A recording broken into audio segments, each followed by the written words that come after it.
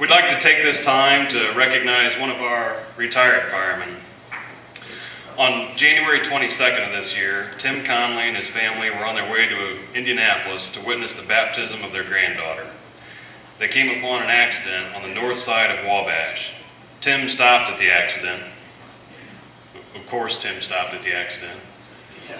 He wears a Maltese cross. He lives by the creed like the rest of us do. He's part of my department. He's part of your department.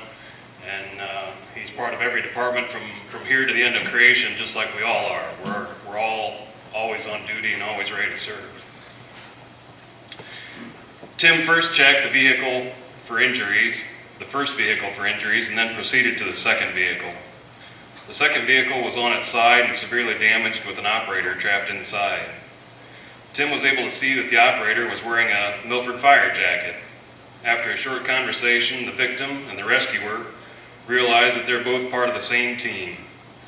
The victim was Kevin Walker, a veteran Milford fireman with an excellent history of service.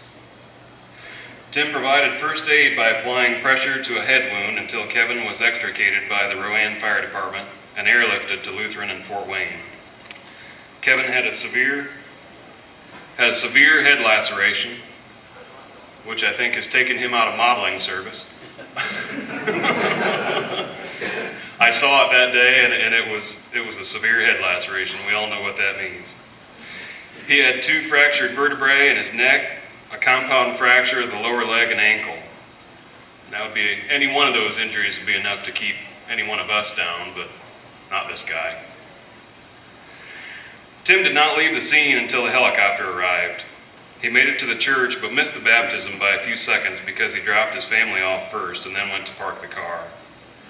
Let's give it up to Tim for being the first on scene that we all aspire to be, and Kevin for being the tougher than nails, alpha male fireman, but yet the kindest man that we know.